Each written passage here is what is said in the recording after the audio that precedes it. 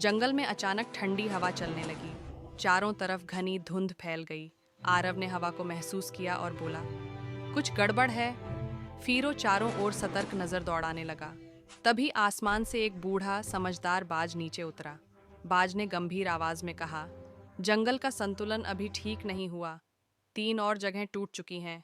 उसने हवा में एक चमकीला नक्शा बनाया। नक्शे में 3 स्थान चमक उठे, धुंध वाला तालाब, टूटी चट्टानें और काला सालवन। बाज बोला, इन जगहों को ठीक किए बिना जंगल कभी सुरक्षित नहीं होगा। आरव और फीरो धुंध में आगे बढ़ते रहे। पेड़ झुके हुए, रास्ते जैसे किसी ने जानबूझकर छुपा रखे हों। फीरो फुसफुसाया, ये धुंध सामान्य नहीं, कोई हमें रोक रहा है। तभी तालाब से नीली रोशनी उठी और जल रक्षक बाहर आया। वह बोला, अगर तालाब बचाना है तो परीक्षा देनी होगी। पानी के बड़े बड़े स्तंभ उठ खड़े हुए। तेज लहरें आरव और फीरो पर हमला करने लगीं। आरव ने आंखें बंद कीं, हाथ फैलाए। उसकी हथेलियों से हल्की नीली ऊर्जा निकली और लहरें शांत हो गईं। तभी एक पानी का स्तंभ अचानक आरव पर गिरने लगा। फीरो कूदकर उसे तोड़ देता है। मैं हूं ना, वह मुस्कुराया।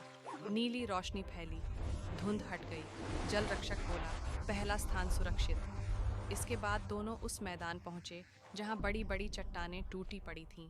आरव ने कहा, धरती की ऊर्जा यहाँ टूटी है।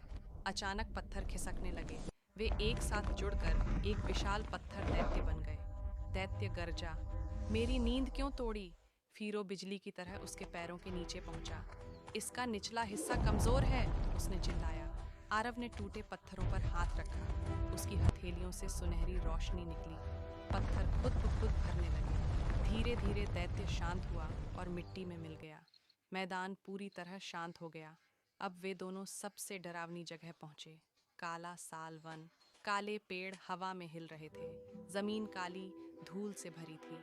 फीरो ने हल्की सांस लेते हुए कहा, ये सबसे कठिन लगेगा। अचानक काली जड़ों से छाया राक्षस बाहर आने लगे। कुछ ही पल में आरव और फीरो घिर चुके थे। एक राक्षस फीरो पर कूदा। फीरो जमीन पर गिर पड़ा। आरव चिल्लाया, फीरो! उसकी आंखों में गुस्सा, डर और साहस एक साथ चमके।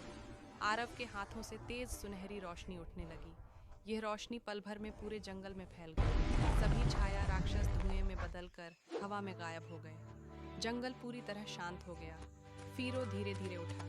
आरव ने उसका हाथ पकड़कर मुस्कुराते हुए कहा, हमने कर दिखाया, साथ मिलकर। दोनों की रोशनी में पूरा जंगल चमक उठा।